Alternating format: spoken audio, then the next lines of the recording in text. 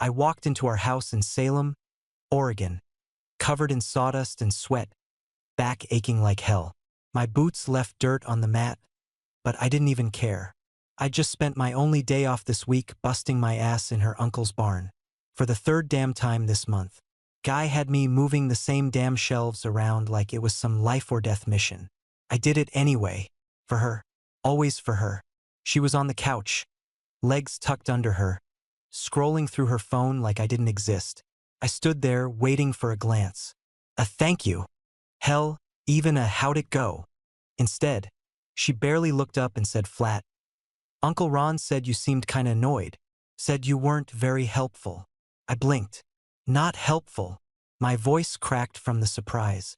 I reorganized that barn from top to bottom. For the third time. She shrugged. Well, that's what he said. And honestly, I've noticed it too. You're always irritated. I dropped my keys on the counter harder than I meant to. You know what's irritating? Bending over backwards for people who don't appreciate it. She didn't flinch.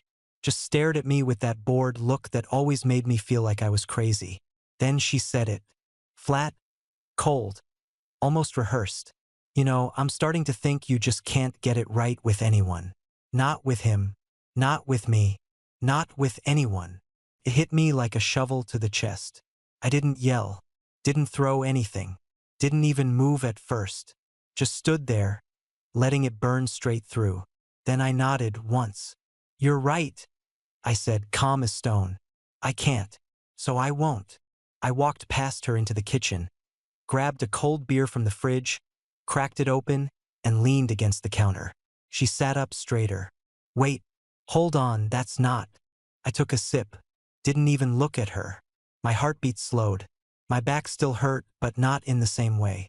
This time it was different. That was the moment I decided I was done. Done trying to earn points in a game rigged against me. Before we go further, quick note. Share which city or country you're watching from.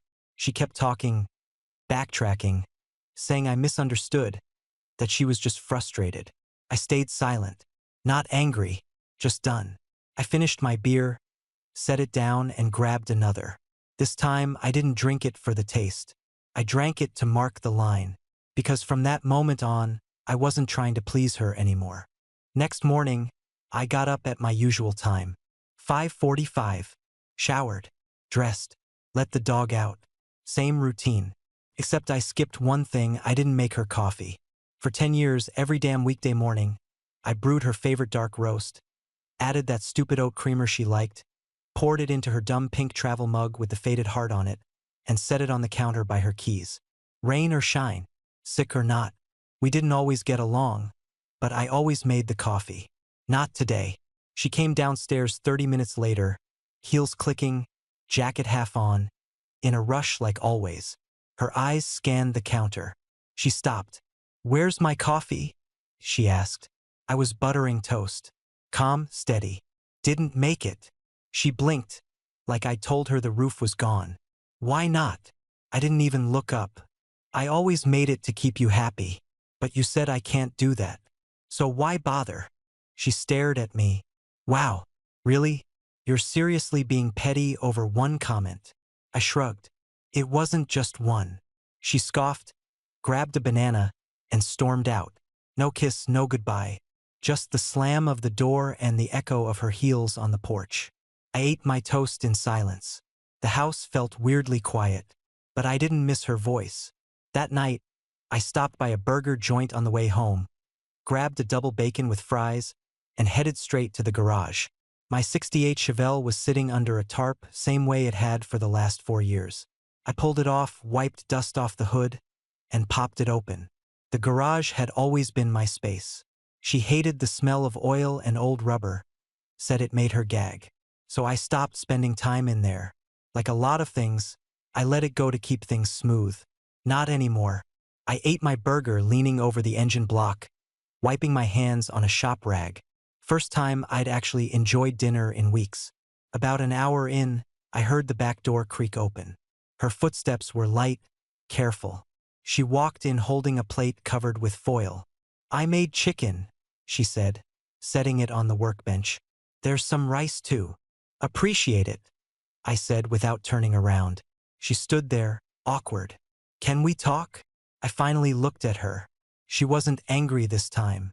She looked confused, like she didn't know how to stand. I don't want to disappoint you again, I said. Her mouth opened slightly, then closed. She looked down at the plate, then back at me. I didn't mean it like that, she said, voice softer now. I wiped my hands again. You said what you meant. I heard you. She looked like she wanted to say more, but didn't. Just stood there, hands stuffed in her hoodie, like a kid about to get scolded. I turned back to the car. I'm working. She hesitated a second longer, then picked up the plate. I'll leave this in the fridge. All right. She left without another word. The door clicked shut behind her. And just like that, the wall went up. Not angry, not bitter, just done pretending I didn't hear her loud and clear. The next morning, I got up, showered, ate, left. No coffee for her. No, have a good day. Nothing. At lunch, I used to text her something stupid like, how's your day going, or don't forget your appointment. I didn't even look at my phone. By Thursday, she texted first. Just a casual, hey. I saw it pop up while I was eating in the truck and let it sit. No reply. That night, I didn't grab her oat milk on the way home. Didn't swing by her dry cleaning like I usually did on Thursdays. She asked about it the second I walked in. You didn't pick up my stuff? I dropped my keys on the counter. Didn't stop. She narrowed her eyes. You always stop. Used to, I said, heading down the hall. She followed. What's that supposed to mean? I turned around. It means I'm not your assistant. She opened her mouth, but nothing came out. I walked into the bedroom and shut the door behind me. No slam, just firm. That night, she put on Chicago Fire, the show we always watched together. Usually I sat next to her and rubbed her feet while she made comments about the hot paramedics. Instead, I stayed in the kitchen, flipped through a car catalog, and drank a beer. I could feel her glancing over, waiting, probably expecting me to cave. I didn't. The next night, I got home to find her in the kitchen making tacos. My favorite. She was dressed nice too. Hair down, makeup. She looked good, not gonna lie. Hey babe, she said, soft and sweet. Dinner in 10. I opened the fridge, grabbed a water. Thanks. She waited. Probably expected me to kiss her or wrap my arms around her waist like I usually did. I didn't. We ate in silence. She tried small talk about work. I nodded a couple times but didn't ask questions. No jokes. No smiles. After dinner, she came into the bedroom wearing one of those silky tank tops she used to pull out when she wanted something. She slid into bed next to me and pressed her leg against mine. You know, she whispered, trailing her fingers across my chest. We haven't, in a while. I kept my eyes on the ceiling. Yeah. She leaned over, kissed my neck. Missed you. I turned slightly to face her. Calm, not cold. Don't want to waste your time. She blinked, confused. What? I sat up, swung my legs off the bed. Don't want to give you something you clearly don't value. Okay, wait. What are you even talking about? I stood, grabbed a shirt off the chair. I'm talking about not pretending everything's fine just because you're suddenly in the mood. She pulled the blanket up, looking stunned. So that's it? You're just done. I looked at her, really looked. I'm done being the guy who gives and gets kicked for it. Her mouth opened, but she had nothing. Not right away. I didn't kick you, she said finally, quieter. I was frustrated. People say things. Right? I said, walking to the door. So do I. I headed for the garage again. This time, not to escape, just to stay where I felt like a human being. Behind me, the bedroom stayed quiet. No slamming doors. No yelling. Just the sound of someone who finally realized I wasn't bluffing. The next night, I came in from the garage and found her at the kitchen table, flipping through her phone with a weird smile on her face, like she wanted me to ask. I didn't. She cleared her throat. Ran into Jared today. Remember him? From my old job. I opened the fridge. Nope. She kept going anyway. He used to have the cubicle across from mine. Funny guy. said I still looked the same. I grabbed a bottle of water and leaned against the counter. That right?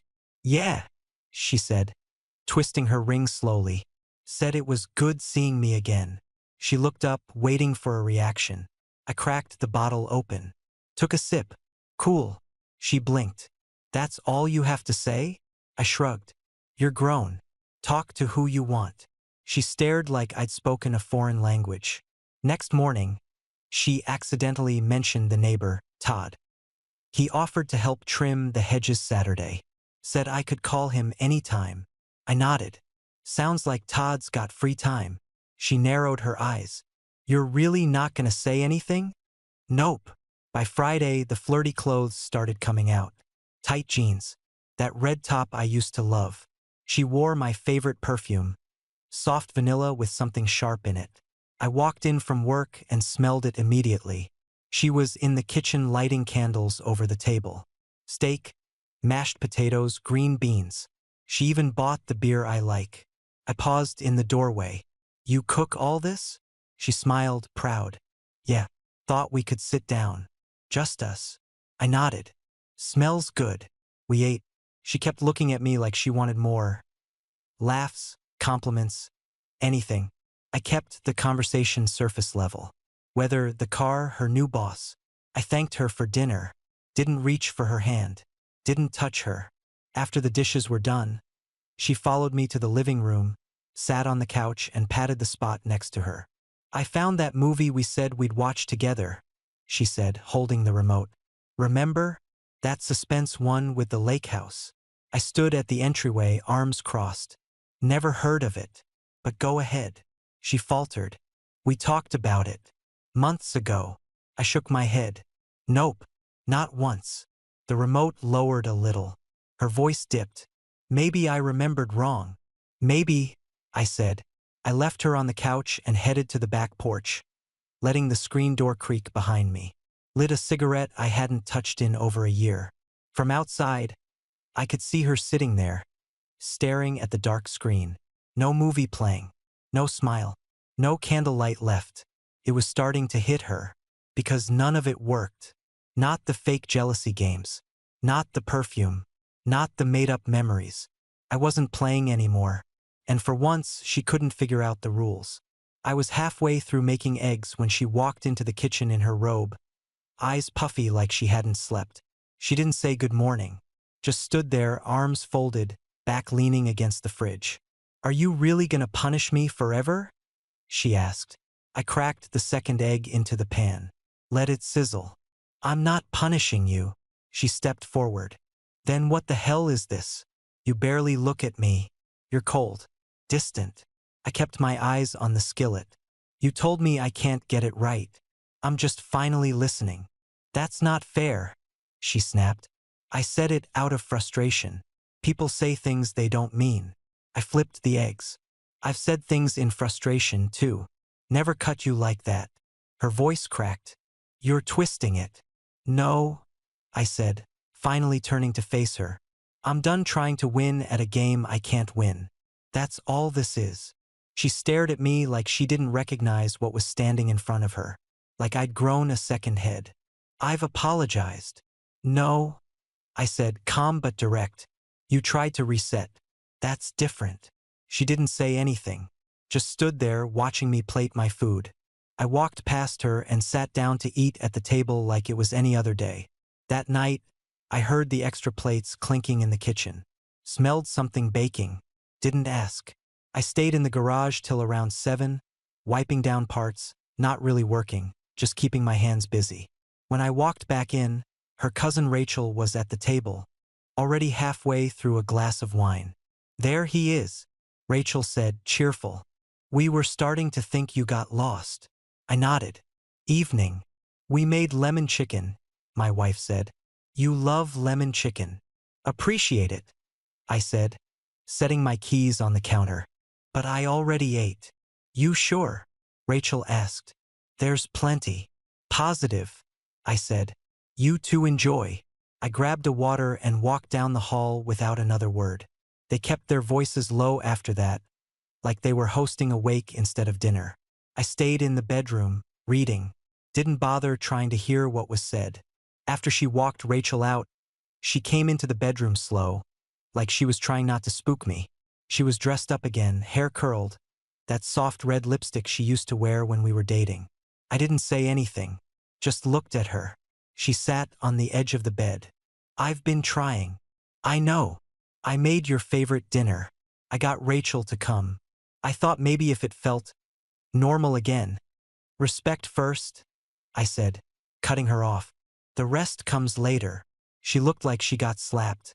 I set my book down, calm as ever. You want things to go back, but you haven't owned what you did. You're throwing out bait, hoping I'll bite. I'm not starving anymore. She swallowed hard. I don't know what you want from me. I don't want anything, I said. I just stopped giving away pieces of myself to someone who treats them like scrap. She sat there frozen, hands gripping the blanket. For the first time, she didn't try to touch me. That was new. She brought it up the next morning while I was loading laundry into the washer. Hey, she said from the doorway. Don't forget Miranda's surprise party Saturday. 6 o'clock at her sister's house. I didn't even look up. I'm not going. She blinked. What do you mean you're not going? I've got plans. Her arms crossed. Doing what? I'm hiking Mount June. Clearing my head. She stared at me like I just confessed to cheating. You're ditching a party for a walk in the woods? I shut the washer lid and looked her dead in the eye. I'd rather be surrounded by trees than fake smiles. I already told everyone you'd be there. Then you'll have to untell them. Her jaw clenched. Do you even care how this makes me look? Nope. That shut her up for a second. Then she stormed off, muttering something about how she couldn't believe me. I let her go. Wasn't my problem anymore. Saturday came. I packed a small cooler, tossed my boots and a rolled-up map into the back of my truck, and hit the road. No apology. No explanation. Just left. It was quiet out there. Miles of dirt trail.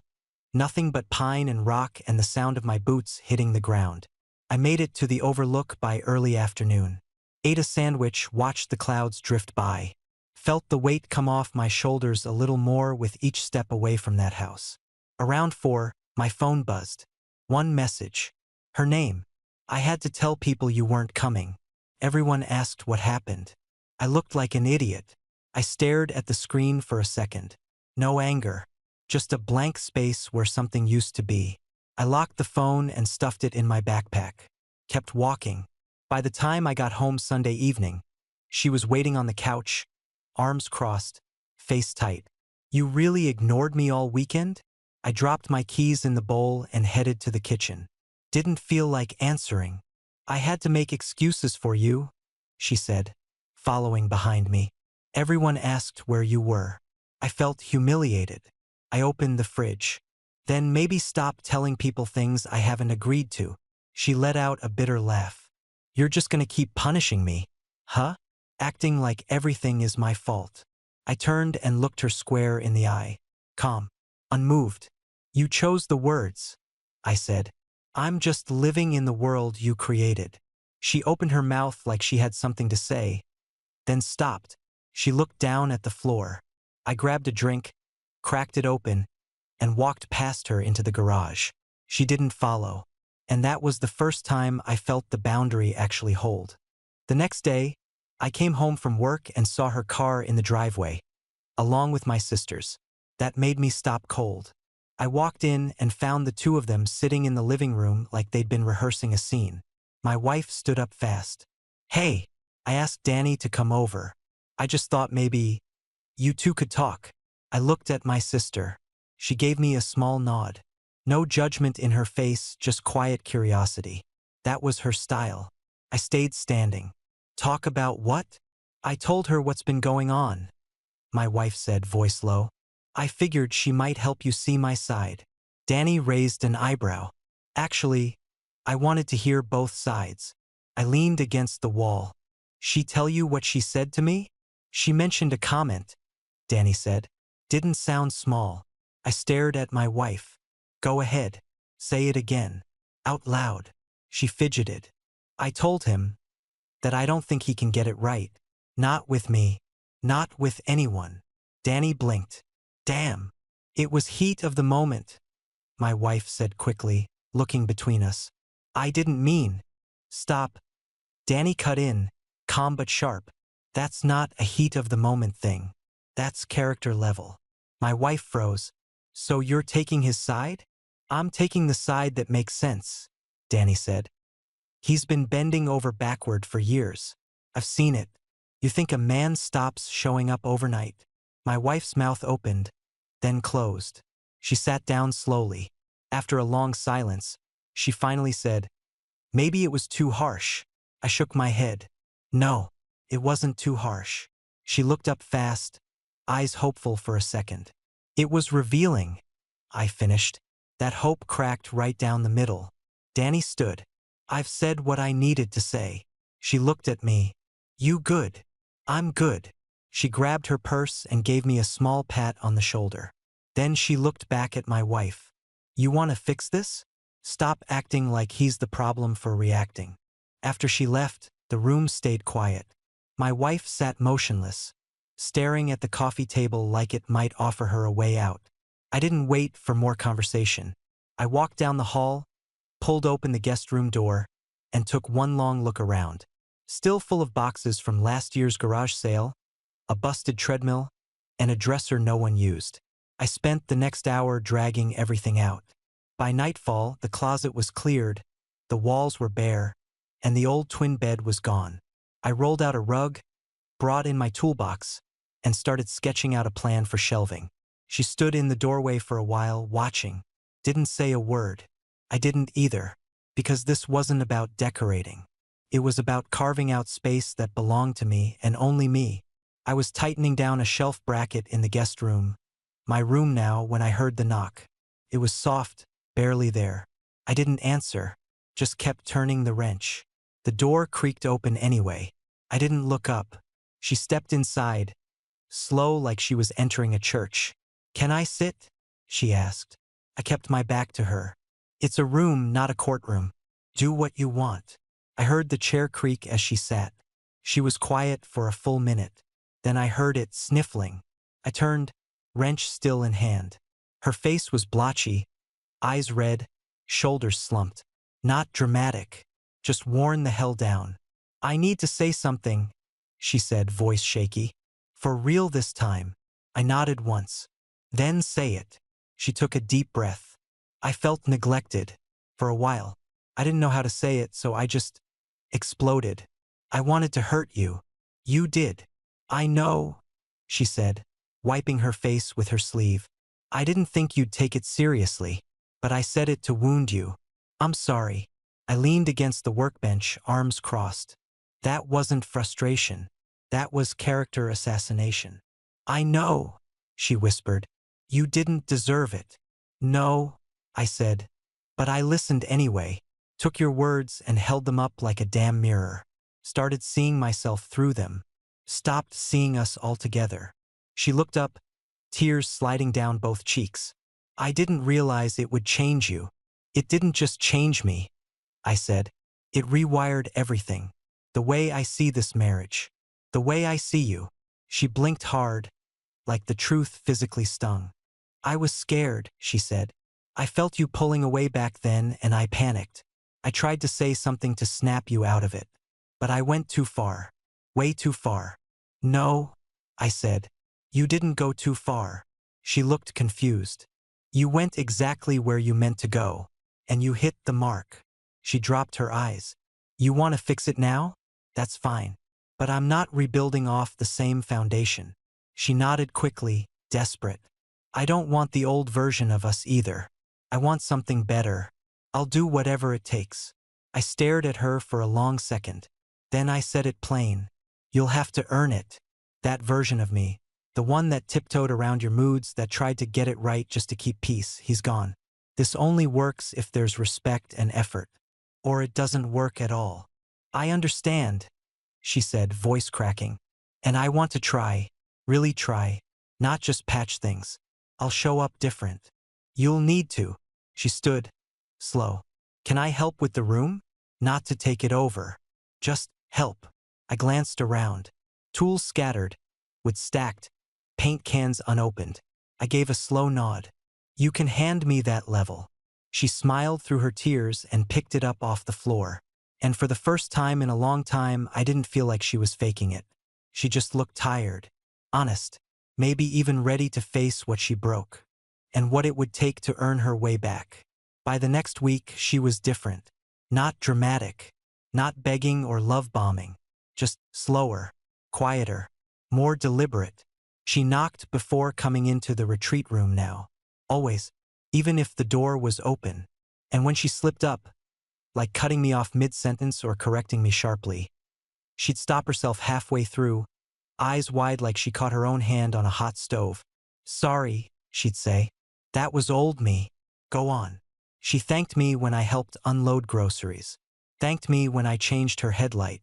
Hell, she even thanked me for fixing the damn garbage disposal.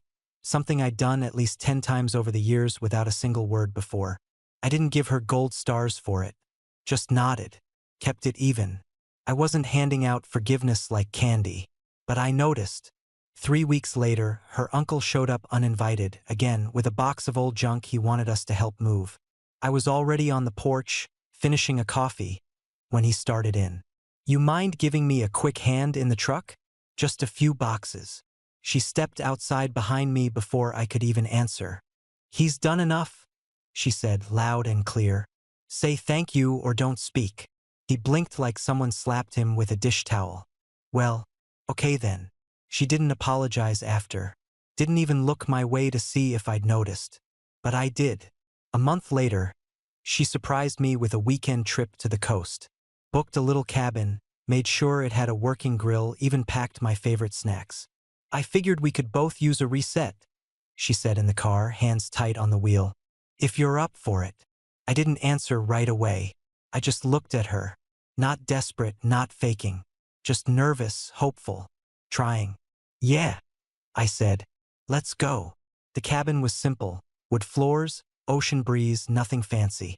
But it was the first time in years I felt like we were sitting across from each other instead of on opposite sides of a tug-of-war rope. She asked what I wanted to do before making plans. Helped with dinner without acting like I owed her a medal. And when we finally ended up in bed again that night, it wasn't her trying to pull me back out of spite or panic. It felt like two people showing up because they wanted to, not because they had to. When it was over, she rolled over and said, I missed this, but I understand why I had to. I didn't respond right away, just laid there, listening to the waves hit the shore outside, thinking about how far we'd come from that one comment that burned everything down. She was showing up differently now, not as someone looking to be saved, but as someone willing to build with me, brick by brick. I wasn't falling for words anymore, but the effort that I could finally believe in. She knocked twice on the frame, then stepped into my office, my space, holding a black mug in both hands. Coffee, she said, just how you like it. 2 sugars, splash of half and half. Nothing weird. I turned from the workbench, took it, gave her a small nod. Thanks.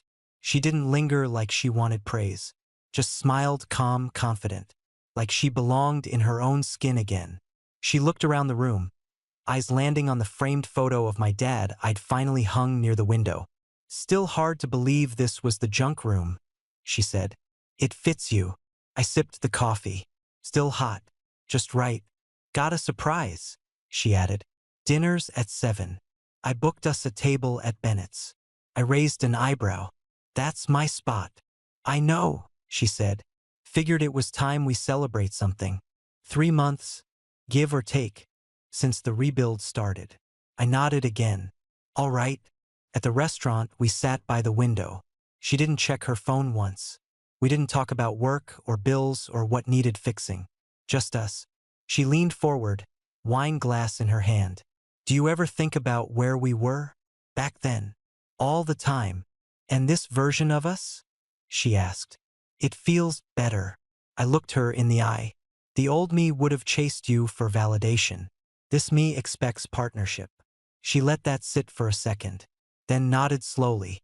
I respect you more now than ever, because you refused to accept less. Back home, I hung my jacket near the door while she fed the dog. We didn't have to say much. The air between us was clear, not perfect, but real. And as I reached for the light switch, I realized something I hadn't been able to put into words before. I never needed to satisfy everyone. Never needed to bend and twist myself into shapes just to be seen. I just needed one person, the right person, to see value in what I already brought to the table. It wasn't revenge. It was clarity. And that changed everything.